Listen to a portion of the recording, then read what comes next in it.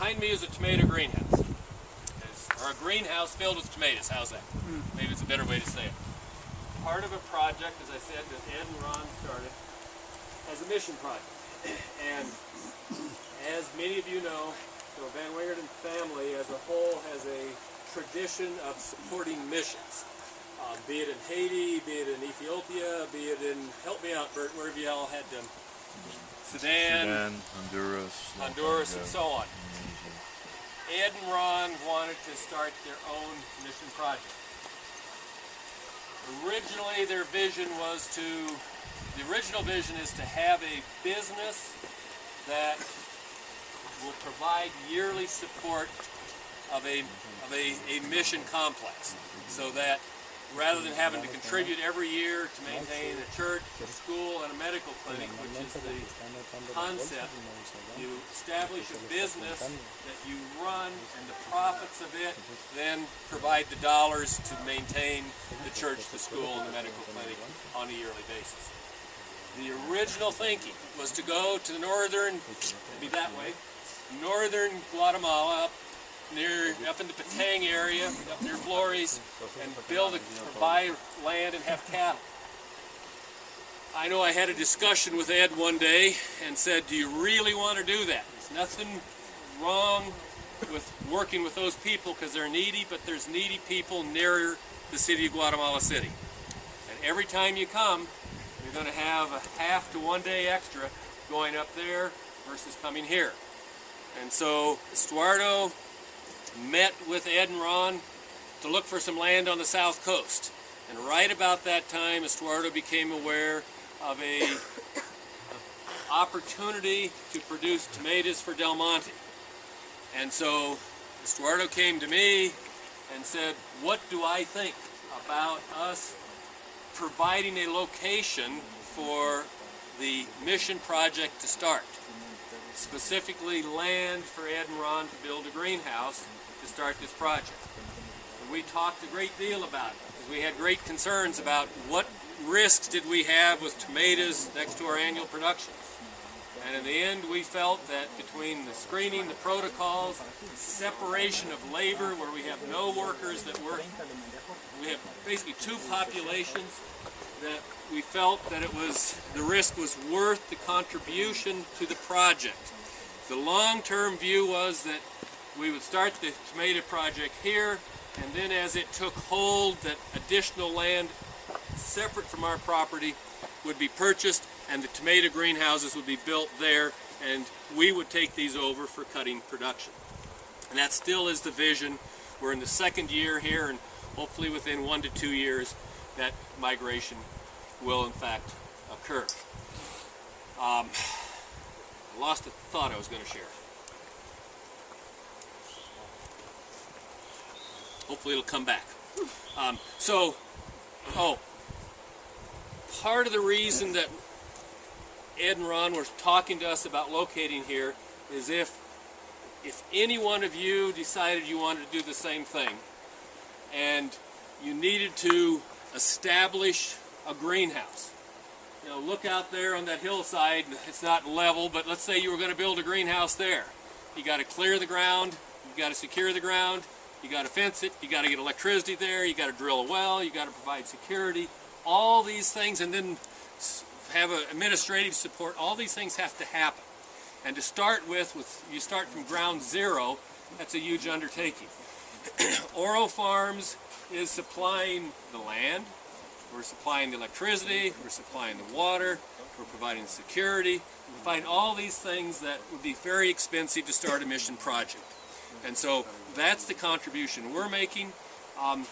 We have purchased, or Ed and Ron, I should say, have purchased some land right adjacent to us here. You'll see it on the way out, where a church, a school, and a medical clinic will be built. And so that's the next phase in this process as we look to provide these additional humanitarian services to our employees and the people in the Hocotillo area.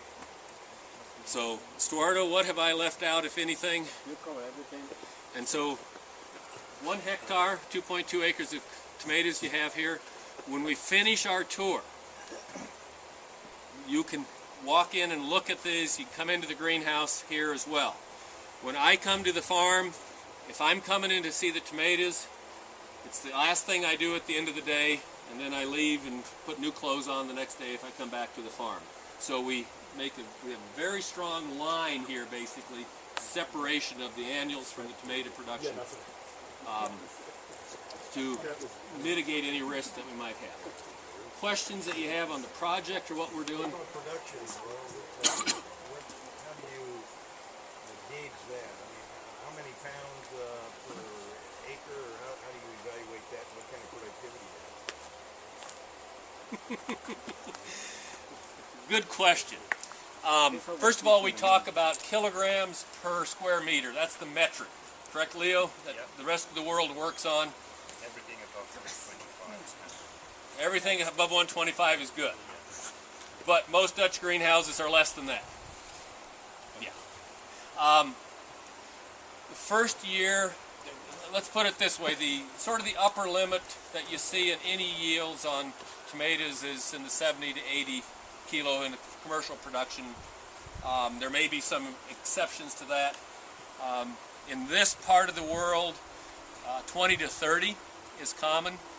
The first crop that we grew last year, we had 42 kilos per square meter. Our goal this year is 50 kilos, and I'm pushing Estuardo that in another year it'll be 60. So his goal. It's my goal. Now it became also our goal, but he pushes that. But we don't, at this point in these houses, there's no supplemental light, there's no CO2 enrichment, we don't have a curtain. There's certain things, given the environment that we have, I'm satisfied, I'll put it that way, with the yield, but I believe 50 to 60 is achievable here with relatively low level of intensive culture. The plants are grown in core.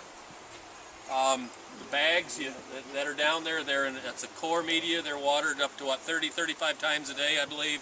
That's a lot of the same technology that's used in Dutch or the American greenhouse tomato production. All same variety? We have two varieties here. This house is all one variety, and then behind it there's a smaller house. This is house 26. House 27 is in a second variety. The main crop is cluster tomatoes, Clermont, cluster tomatoes, Cluster. and the variety is Clermont, and the other ones are big tomatoes, and it's Grodena. All of the varieties, both varieties are grafted? They're all grafted. And then where are you getting who's seeding it, or who's starting or grafting? As we drove through Hocotil, at the far end of the village, you saw a greenhouse on the right. At least some of you did. That company produces vegetable transplants and also have a facility to graft tomatoes. And so they produce them for us. It's all on a rootstock that has some high disease resistance and so on. And how long's the crop been for? 11 months? Totally 11 months, and now those plants are 20 weeks old from transplanting.